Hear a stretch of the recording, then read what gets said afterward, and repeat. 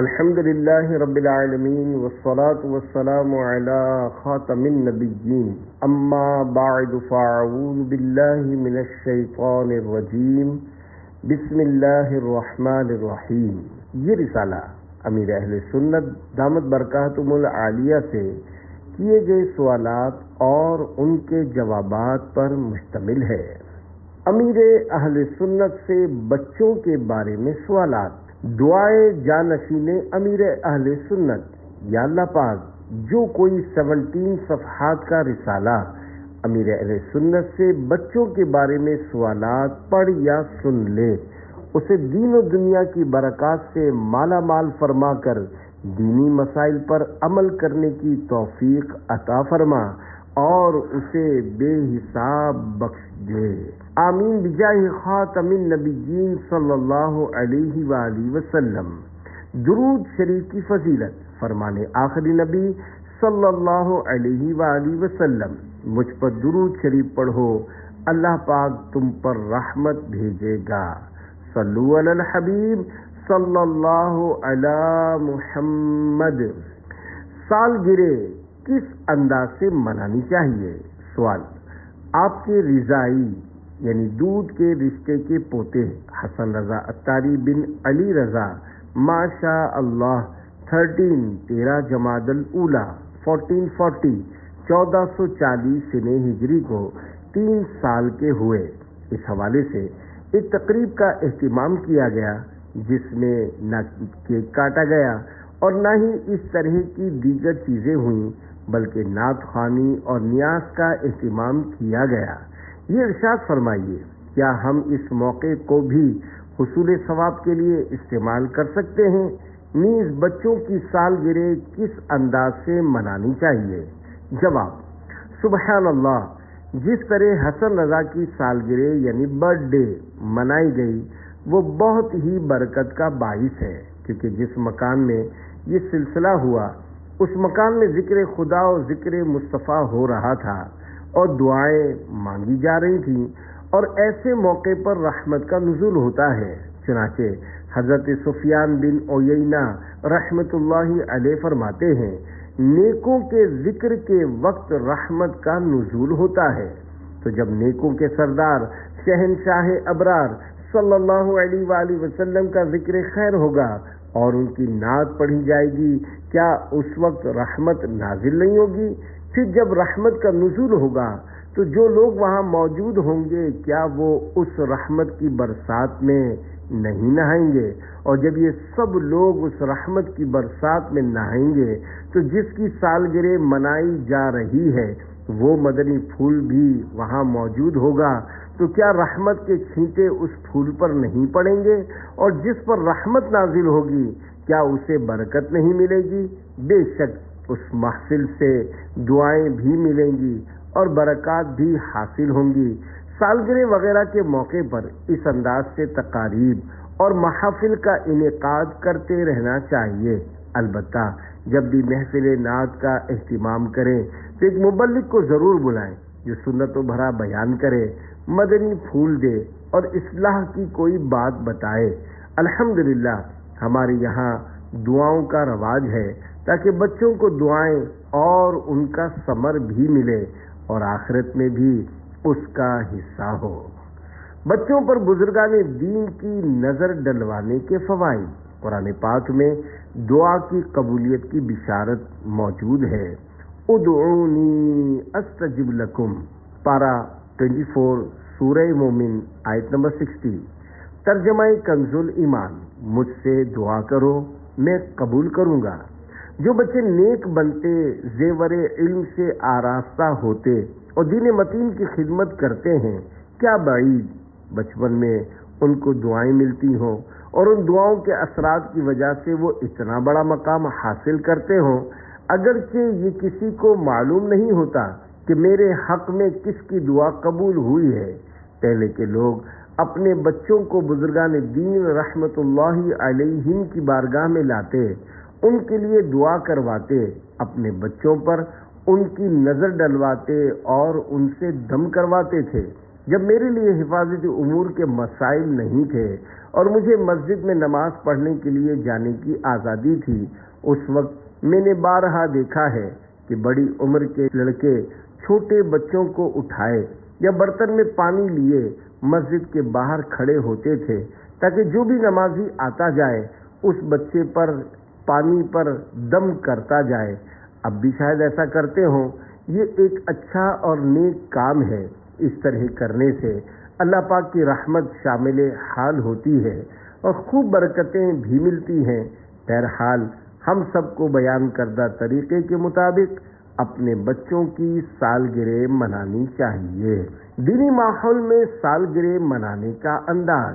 سوال: دعوت اسلامی کے دینی ماحول میں بچوں کی سالگرہ منانے کا انداز کیا ہے؟ جواب: ہمارے دینی ماحول میں سالگرہ منانے کا انداز یہ ہے کہ محفل نعت کا پروگرام کیا جاتا ہے، پھر نیاز کا اہتمام کر کے اسے سرکار مدینہ صلی اللہ علیہ وآلہ وسلم، غوث پاک اور دیگر بزرگان دین رحمت اللہ علیہم کی بارگاہ میں نذر کیا جاتا ہے، ورنہ تو عام طور پر سالگرہ منانے میں کیک کاٹنا، شمعیں جلانا اور پھر بجھانا اور معاذ اللہ غبارے پھوڑنا ہوتا ہے۔ حالانکہ غبارے پھوڑنا جائز نہیں، کیونکہ مال کا ضائع کرنا ہے۔ دعوت اسلامی کے دینی ماحول میں یہ طریقہ نہیں ہے۔ اگر کوئی اس طرح کرتا ہے تو اس کے متعلق یہ نہ کہا جائے کہ یہ دعوت اسلامی والا ہے۔ دینی ماحول میں سالگرہ منانے کا جو انداز ہے یہ جائز طریقہ ہے، کوئی بھی عقل مند اسے غلط نہیں کہے گا۔ ہاں، اسے سنت و بھرا نہ کہا جائے۔ اس طرح اگر آپ بھی اپنے بچوں کی سالگرہ منائیں تو اسی بہانے کچھ رشتہ داروں کو جمع کر لیں اور غوث پاک رحمت اللہ علیہ کی نیاز کر لیں۔ کسی نیک آدمی، مثلا مسجد کے امام صاحب، کسی عالم صاحب یا کسی مبلغ کو بلا کر بچوں کے لیے دعا کروائیں، انشاءاللہ ثواب کا ڈھیروں ڈھیر خزانہ پائیں گے۔ دن بدن عمر میں اضافہ ہوتا ہے یا کمی؟ سوال: سالگرہ کے موقع پر کہا جاتا ہے بچہ 1 سال اور بڑا ہو گیا، کیا واقعی بچے کی عمر میں اضافہ ہوتا ہے؟ اور ایسے موقع پر اس طرح کے جملے بولنے میں کوئی حرج تو نہیں؟ جواب: آج کل سالگرہ کے موقع پر لوگ کہتے ہیں بچہ اتنے سال کا ہو گیا اور اتنا بڑا ہو گیا۔ در حقیقت وہ بڑا نہیں ہوتا بلکہ چھوٹا ہو جاتا ہے۔ مثلاً اللہ پاک کے علم میں حسن رضا کی عمر 92 سال ہو اور اب اس نے 3 سال گزار لیے تو یہ بظاہر بڑا ہوا ہے، اس کو بڑا بولنے میں کوئی حرج بھی نہیں ہے، لیکن حقیقت میں یہ 89 سال کا رہ گیا ہے، یعنی یہ 3 سال چھوٹا ہو چکا ہے۔ سالگرہ کے موقع پر اس انداز سے بھی عبرت حاصل کی جا سکتی ہے۔ آج کل بوڑھے لوگ بھی اپنی سالگرہ مناتے اور خوش ہوتے ہیں، حالانکہ بوڑھا اور خوشی یہ 2 متضاد چیزیں ہیں۔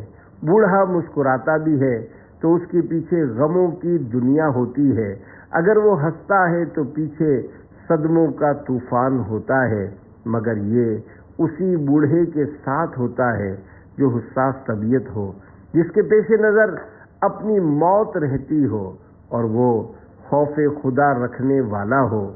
جو بوڑھے لوگ غفلت کا شکار ہوتے ہیں، ایسے بوڑھے میری مراد نہیں ہیں، میں ان کی بات کر رہا ہوں جن کو میری یہ باتیں سمجھ آتی ہیں اور ان کو اس بات کا شعور بھی ہوتا ہے۔ سالگرہ پر غبارے پھوڑنا اور کیک کاٹنا کیسا؟ سوال: سالگرہ پر غبارے پھوڑنا اور کیک کاٹنا کیسا؟ جواب: فی زمانہ تو سالگرہ کے موقع پر لوگوں کا یہی حال ہے کہ خوب کہے بلند کرتے، زور زور سے ہیپی برتھ ڈے کہتے ہوئے غبارے پھوڑ رہے ہوتے ہیں۔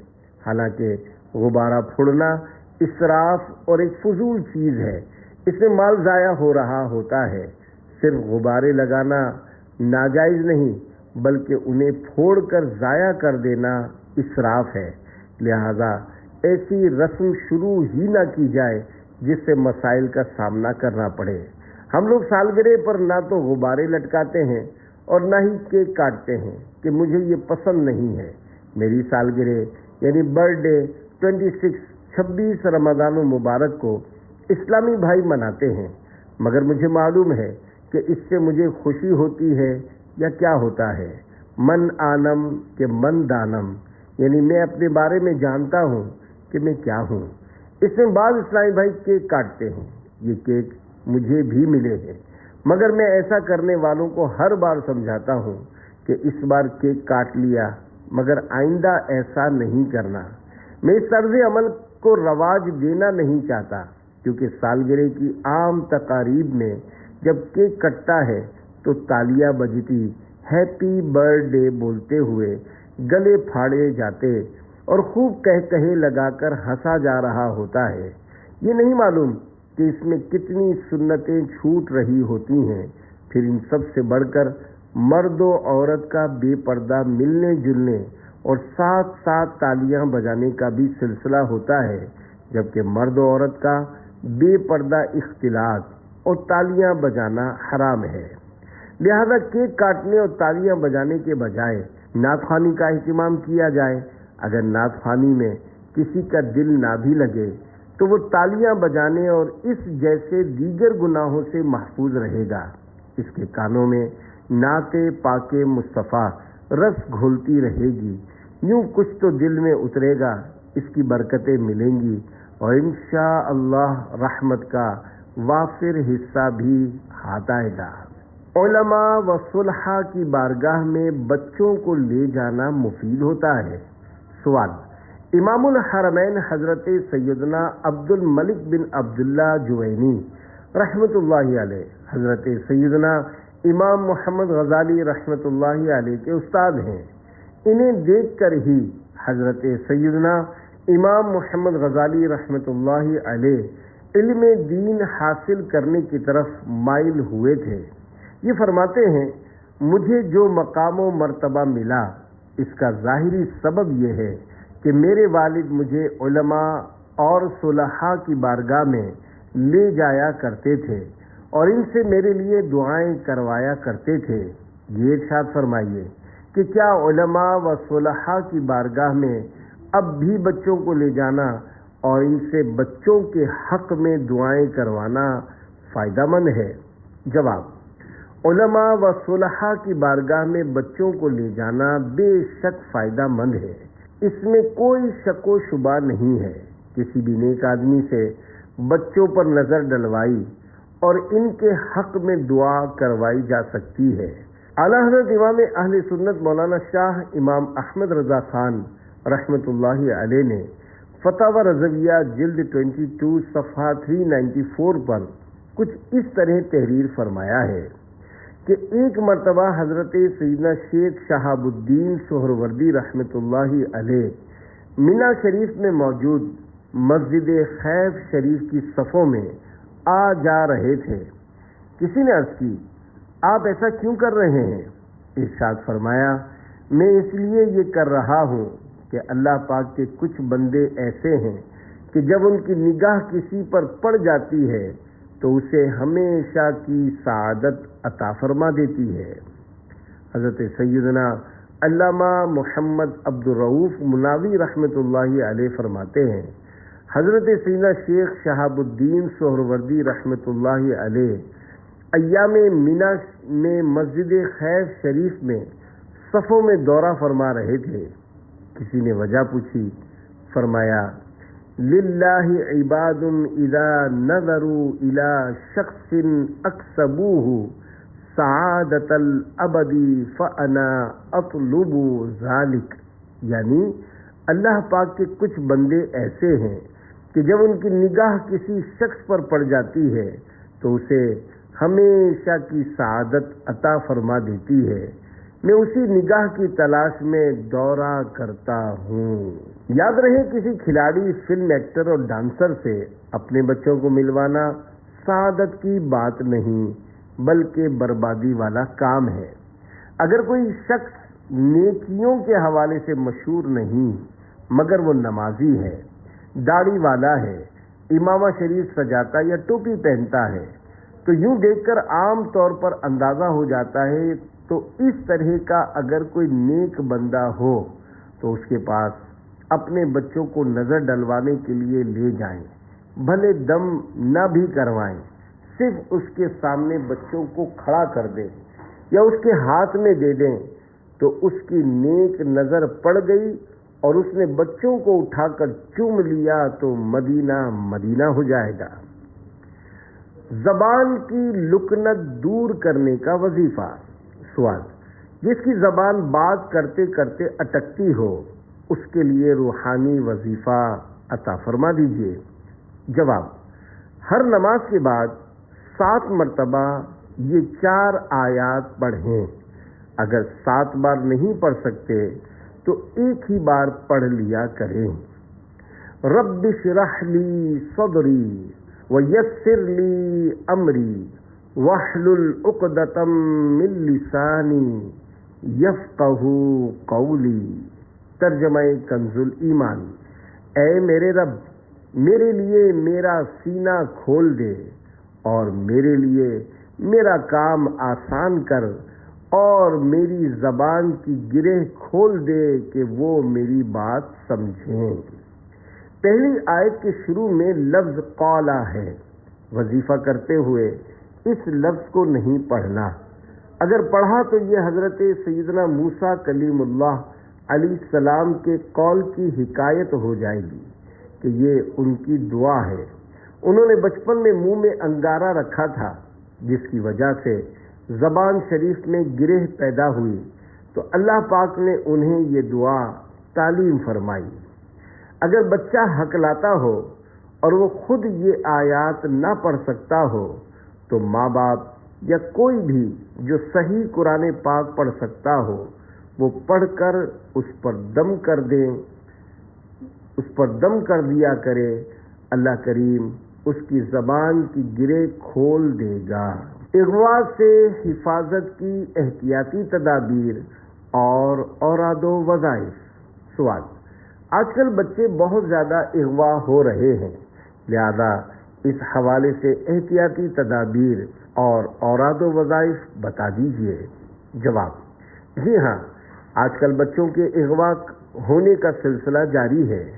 اللہ پاک کرم فرمائے، پتہ نہیں بچوں کو کیوں اغوا کیا جا رہا ہے۔ مجھے صوتی پیغام آڈیو میسج کے ذریعے ایک اسلامی بھائی نے بتایا کہ حال ہی میں زمزم نگر حیدرآباد میں ایک 6 سالہ بچی کو اغوا کیا گیا اور پھر دوسرے دن اس کی لاش بوری میں بند ٹکڑوں کی صورت میں کچرا کنڈی کے ڈھیر سے ملی۔ بیچاری 6 سالہ بچی کو اس طرح بے دردی کے ساتھ شہید کر کے کچرا کنڈی پر ڈال دینا سمجھ سے باہر ہے۔ عموماً دشمنی اور خاندانی مسائل کی بنا پر لوگ اس طرح کی وارداتیں کرتے ہیں۔ اس واقعے میں بیچاری بچی کے ماں باپ کے لیے بڑے صدمے کی بات ہے۔ اللہ پاک انہیں صبر عطا فرمائے۔ اسی طرح تاوان کی رقمیں وصول کرنے کے لیے جب کسی کے بچے کو اٹھایا جاتا ہوگا تو اس کے پورے خاندان، کنبے اور قبیلے کی نیند اڑ جاتی ہوگی۔ ظاہر ہے بچوں کے اغوا کی وارداتیں کرنے والے مدنی چینل نہیں دیکھتے ہوں گے، کیونکہ اگر دیکھتے تو پھر اس طرح کے کام نہ کرتے۔ بچے اغوا کر کے لوگوں کو پریشان کرنے والوں کو اللہ پاک ہدایت نصیب فرمائے، اور کاش انہیں یہ سوچنے کی توفیق مل جائے کہ بچے اغوا کرنا گناہ کا کام ہے اور انہیں ان قریب مرنا ہے۔ بچوں کو تنہا نہ چھوڑا جائے۔ بچوں کی حفاظت کے لیے ایک احتیاطی تدبیر یہ ہے کہ بچوں کو تنہا نہ چھوڑا جائے اور آنے جانے میں ان کے ساتھ کوئی نہ کوئی بڑا ضرور موجود ہو، کیونکہ تنہا ہونے کی صورت میں یقیناً ان کے اغوا ہونے کا خطرہ بڑھ جائے گا اور کسی بڑے کا ساتھ ہونے کی صورت میں کم ہو جائے گا۔ نیز بچوں کو یہ تربیت بھی دی جائے کہ انہیں جب کوئی پکڑنا چاہے تو وہ رونا دھونا اور چیخو پکار شروع کر دیں، تاکہ اغوا کرنے والے اس خوف سے گھبرا کر بھاگ جائیں کہ لوگ اکٹھے ہو کر انہیں کہیں پکڑ نہ لیں بچوں کا یہ ذہن بھی بنایا جائے کہ کوئی کتنا ہی لالچ دے، ٹافیاں اور کھلونے دکھائے، مگر وہ اس کے ساتھ نہ جائیں۔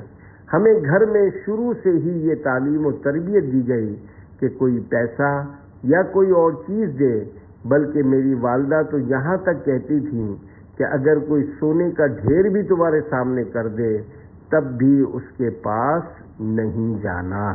بچوں کی حفاظت کا وظیفہ، بچوں کی حفاظت کا وظیفہ یہ ہے کہ اول و آخر ایک بار درود شریف اور 11 بار یا حافظو یا حفیظو پڑھ کر اگر بچوں پر دم کر دیا جائے تو حفاظت کا حصار مل جائے گا اور انشاءاللہ کوئی انہیں اغوا نہیں کر پائے گا۔ الحمدللہ مجلس روحانی علاج کے تحت ملک و بیرون ملک سینکڑوں بلکہ ہزاروں بستے قائم ہیں اور عالمی مدنی مرکز فیضان مدینہ کراچی میں بھی بستہ قائم ہے، لہذا تعویذات عطاریہ کے بستوں سے حفاظت کا تعویذ حاصل کر کے بچوں کو پہنا دیا جائے تاکہ اگر کوئی انہیں اغوا کرنا چاہے تو اس وقت انہیں چیخ و پکار یاد آ جائے اور وہ چیخنا پکارنا شروع کر دیں، یا اللہ پاک ان کی مدد کے لیے کسی کو بھیج دے اور اغوا کرنے والے اسے دیکھ کر بھاگ جائیں، یا اغوا کرنے کے لیے جب وہ بچوں کی طرف ہاتھ بڑھائیں تو ان پر خوف طاری ہو جائے اور وہ الٹے پاؤں بھاگ کھڑے ہوں، تو تعویذ کی برکت سے اللہ پاک کی طرف سے اس طرح کے اسباب پیدا ہو سکتے ہیں اور یوں تعویذ کے ذریعے بچوں کی حفاظت کی صورت بن سکتی ہے۔ بڑوں کی حفاظت کا وظیفہ، بڑوں کے لیے حفاظت کا وظیفہ یہ ہے کہ جب وہ وضو کریں تو ہر عضو دھوتے وقت ایک بار یا قادر پڑھ لیا کریں۔ مثلا جب وضو شروع کریں تو سیدھا اور الٹا ہاتھ دھوتے وقت ایک بار یا قادر پڑھ لیں۔ اس طرح جب ایک بار کلی کر لیں تو دوسری بار کلی کرنے سے پہلے ایک بار یا قادر پڑھ لیں۔ پھر جب ایک بار ناک میں پانی چڑھا لیں تو اب رک جائیں اور ایک بار یا قادر پڑھ کر مزید 2 بار ناک میں پانی چڑھا لیں۔ اسی طرح ہر عضو دھوتے وقت اور سر کا مسح کرتے وقت ایک بار یا قادر پڑھ لیں۔ اس کے ساتھ ساتھ دعائیں بھی پڑھی جا سکتی ہیں، مگر دعاؤں کی جگہ درود شریف پڑھنا افضل ہے، لہذا درود شریف پڑھ لیا جائے۔ اگر لوگ اس طرح احتیاطیں برتیں گے اور اوراد و وظائف پڑھیں گے تو انشاءاللہ بہتریاں آئیں گی۔ بیسن پر وضو کرتے ہوئے یا قادر پڑھنا کیسا؟ سوال: کیا واش روم میں بیسن پر وضو کرتے ہوئے بھی یا قادر پڑھ سکتے ہیں؟ جواب: آج کل پیسے والے لوگوں کے گھروں میں آسائشوں کا پورا انتظام ہوتا ہے اور زبردست ڈیکوریشن ہوتی ہے۔ اسی طرح متوسط یعنی درمیانے طبقے کے لوگوں اور جو صرف نام کے غریب ہوتے ہیں ان کے گھروں میں بھی ڈیکوریشن اور سجاوٹیں ہوتی ہیں، مگر وضو خانہ نہیں ہوتا۔ دعوت اسلامی کے دینی ماحول سے وابستہ لوگوں میں سے بھی کسی کے گھر وضو خانے کا اہتمام ہوتا ہے، حالانکہ گھروں میں وضو خانہ بنانے کی بارہا ترغیب دلائی گئی ہے اور رہنمائی کے لیے مکتبۃ المدینہ کے شائع کردہ وضو کا طریقہ نامی رسالے میں وضو خانے کا نقشہ بھی چھاپا گیا ہے۔ عام طور پر گھروں میں بیسن پر وضو کیا جاتا ہے اور بیسن واش روم کے ساتھ بنا ہوتا ہے۔ یاد رکھیے، اگر بیسن واش روم کے ساتھ بنا ہوا ہو تو وضو کرتے ہوئے یا قادر اور وضو کرنے سے پہلے بسم اللہ نہیں پڑھ سکتے، کیونکہ وضو سے پہلے بسم اللہ پڑھنا مستحب ہے اور فقط اللہ پاک کا نام لینا سنت مؤکدہ ہے۔ اس لیے واش روم میں لگے ہوئے بیسن پر وضو کرنے کے باعث اگر اسے چھوڑنے کی عادت بنائیں گے تو گناہ گار ہو جائیں گے، لہذا ایسی صورت میں بسم اللہ پڑھنے کے لیے واش روم سے باہر نکلنا ضروری ہو جائے گا۔ WC اور بیسن دونوں کو الگ الگ کیجیے۔ اگر واش روم کا احاطہ بڑا ہو تو WC یا کموڈ کو سلائڈنگ ڈور یا گلاس یعنی شیشہ لگا کر اس طرح کور کر لیں کہ یہ دیکھنے میں الگ لگے، تو اس صورت میں بیسن پر وضو کرتے ہوئے یا قادر اور بسم اللہ پڑھنے میں حرج نہیں۔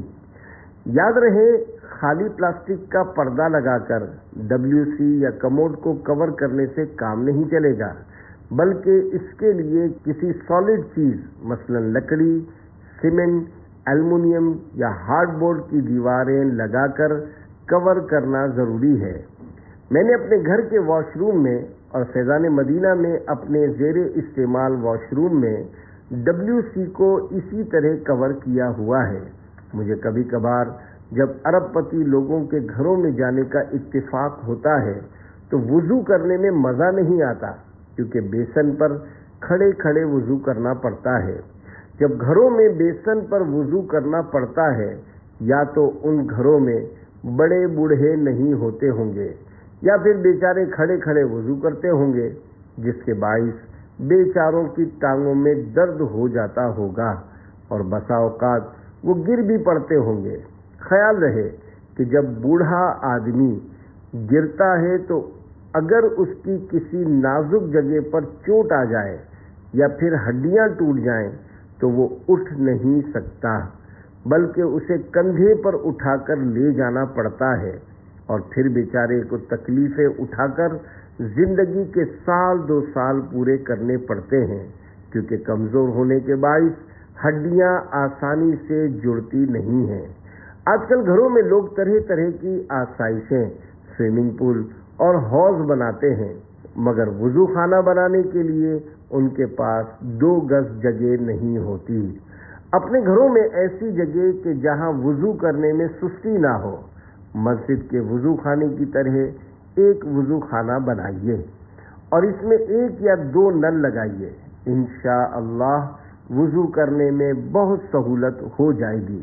اگر اس نیت سے اپنے گھر میں وضو خانہ بنائیں گے کہ اللہ پاک کا نام لے سکیں، درود پاک پڑھ سکیں اور یا قادرو پڑھ سکیں، تو یہ وضو خانہ بنانا بھی عبادت بن جائے گا۔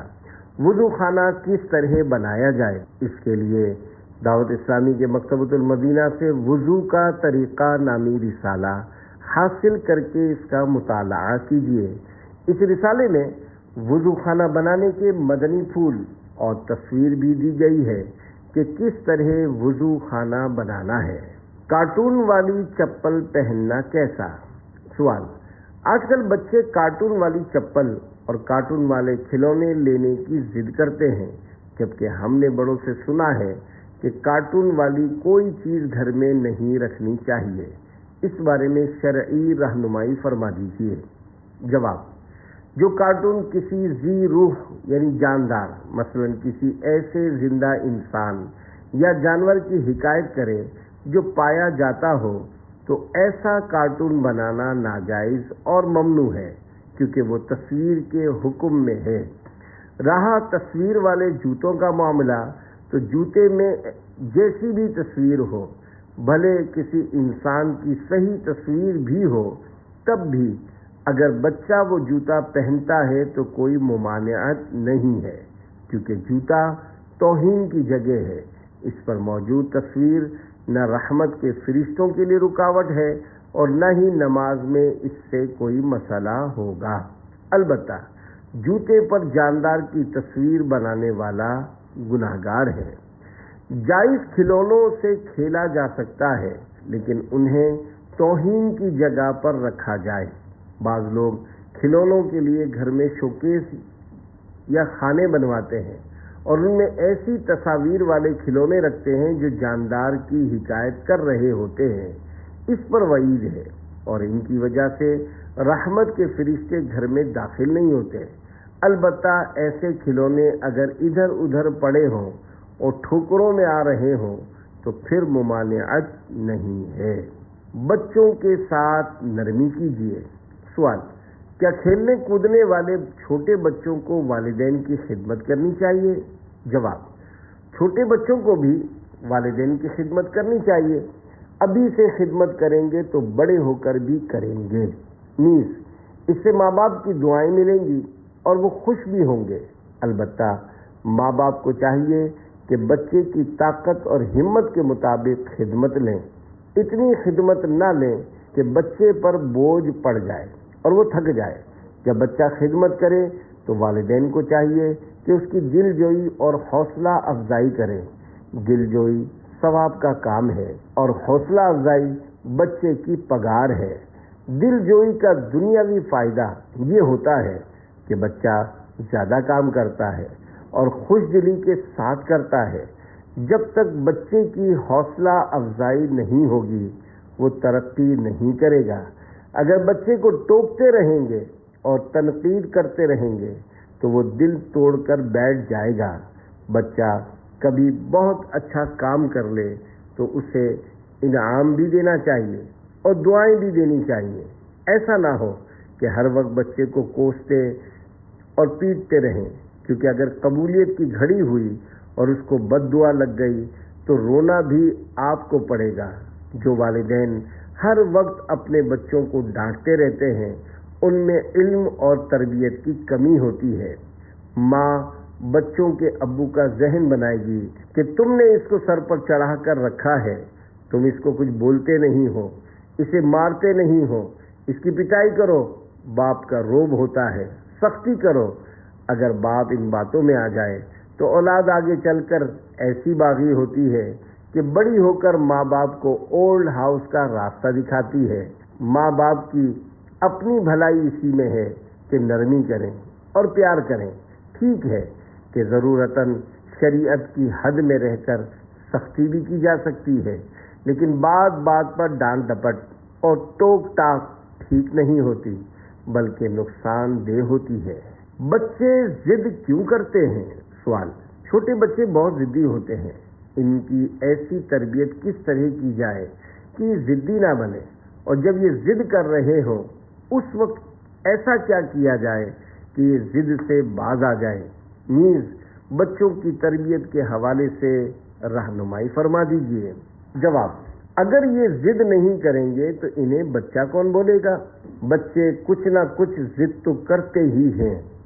ان سے بڑوں کو سیکھنا چاہیے۔ گویا وہ ضد کر کے اپنے بارے میں بتا رہے ہوتے ہیں کہ میں بچہ ہوں، لیکن آپ بچے نہیں ہیں، لہذا آپ ضد نہ کیا کریں۔ یعنی ضد کرنا بچوں کا کام ہے، بڑوں کا کام نہیں ہے۔ بچوں کے مستقل طور پر ضدی بن جانے کی وجہ یہ ہوتی ہے کہ والدین شروع سے ہی ان کی ہر ضد پوری کرتے آ رہے ہوتے ہیں، تو بچے بڑے ہو کر بھی اسی عادت میں مبتلا رہتے ہیں۔ شروع میں بچہ بہت پیارا لگتا ہے، جو مانگتا ہے اس سے بڑھ کر دلا دیا جاتا ہے، لیکن کچھ بڑا ہونے کے بعد اس کی ہر مانگ پوری نہیں کی جاتی۔ اس طرح بچے کے ذہن میں یہ بات بیٹھ جاتی ہے کہ پہلے جو مانگتا تھا مل جاتا تھا، لیکن اب میرے مطالبات پورے نہیں کیے جاتے۔ یوں وہ ضد شروع کر دیتا ہے۔ بعض اوقات واقعی خواہ مخواہ کی ضد کر رہا ہوتا ہے، لیکن اس کا ہرگز یہ حل نہیں ہے کہ بچے کو مار پیٹ شروع کر دی جائے، بلکہ اس کا علاج یہ ہے کہ بچے کی ضد پوری کرنا چھوڑ دیں۔ آہستہ آہستہ اس کی عادت نکل جائے گی۔ اس میں یہ بھی نہ ہو کہ ایک دم سے بچے کو سب کچھ دلانا چھوڑ دیں، بلکہ کبھی کبھی ضد پوری بھی کر دیا کریں، ورنہ بچہ باغی اور والدین سے بدظن ہو جائے گا۔ اس کے ذہن میں غیر محسوس طور پر یہ بات جم جائے گی کہ میرے ماں باپ مجھ پر ظلم کرتے ہیں۔ ایسے ہی بچے ہوتے ہیں جو بڑے ہو کر کہتے سنائی دیتے ہیں کہ ہمیں ہمارے والدین کا پیار نہیں ملا۔ بہتری اسی میں ہے کہ حکمت عملی سے اپنے بچوں کی ضد کی عادت ختم کریں۔ یاد رکھیے، یہ عادت ایک دم ختم نہیں ہو سکتی۔ بعض والدین اپنی اولاد کے ساتھ انتہائی نامناسب رویہ اختیار کرتے ہیں، ان کو بات بات پر جھاڑتے ہیں، بلکہ مار دھاڑ بھی کرتے ہیں۔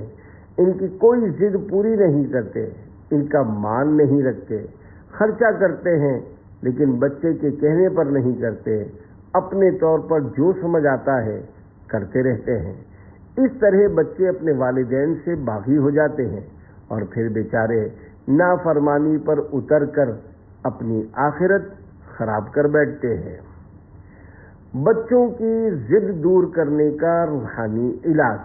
بچہ اگر ضد کرتا ہو اور والدین میں سے کوئی صحیح قرآن پاک پڑھنا جانتا ہو تو روزانہ ایک بار یا تین بار سورہ فلق اور سورہ ناس اول آخر ایک بار یا 3 بار درود شریف پڑھ کر بچے پر دم کریں، انشاءاللہ بہتری آئے گی۔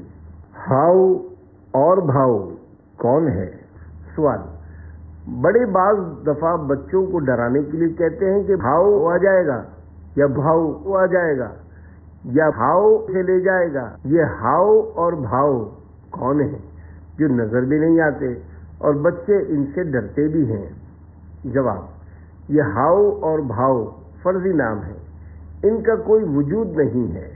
بچوں کو اس طرح بولنا کہ بھاؤ آ جائے گا، تجھے لے جائے گا یا تجھے فقیر لے جائے گا، وہ دیکھو بھاؤ بعض صورتوں میں جھوٹ بھی ہوتا ہے اور ماں باپ کے نامہ اعمال میں گناہ لکھا جاتا ہے۔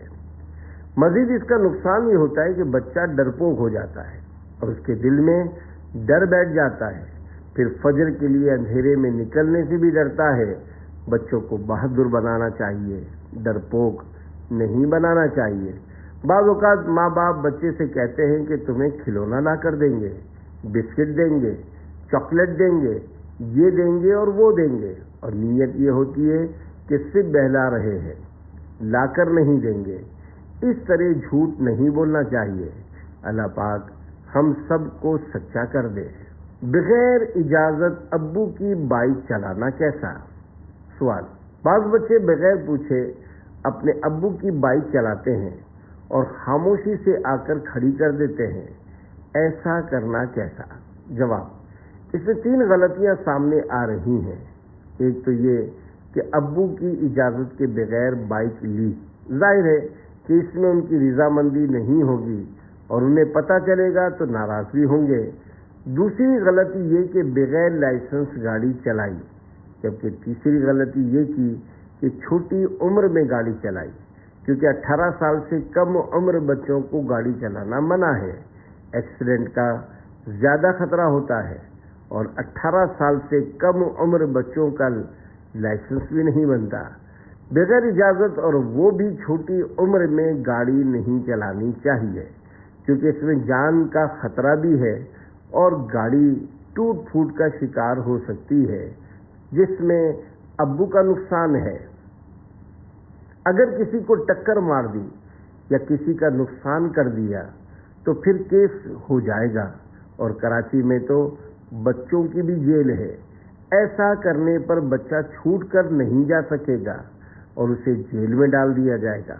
پھر امی ابو اور خاندان والے الگ پریشان ہوں گے، رونے دھونے کا بھی کوئی فائدہ نہیں ہوگا اور جیل سے جانے نہیں دیا جائے گا۔ ان سب چیزوں میں نہ جانے کتنا پیسہ بھی خرچ ہو جائے گا، اس لیے خوب احتیاط کرنی ہے اور ملک و شریعت کا قانون بھی نہیں چھوڑنا۔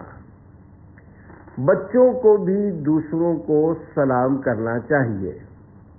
سوال۔ بعض بچے سلام کرنے میں شرماتے ہیں، ہمیں کس کس کو سلام کرنا چاہیے؟ جواب، بچوں کو بھی سلام کرنا چاہیے تاکہ عادت پڑے۔ جو بھی بڑے ہیں جیسے امی ابو باجی بھائی چاچو انکل آنٹی اور پڑوس میں رہنے والے، بلکہ جو بھی مسلمان ہیں، انہیں آمنا سامنا ہونے پر یا موقع ملنے پر سلام کرنا چاہیے۔ کوئی گھر آئے تو سلام کریں، کسی کے گھر جائیں تو سلام کریں۔ ابھی سے عادت ڈالیں گے تو انشاءاللہ الکریم آگے چل کر یہ عادت کام آئے گی۔ فرمانے امیر اہل سنت دامت برکاتہ العالیہ، بچوں بوڑھوں اور مریضوں کو پیار دیجیے۔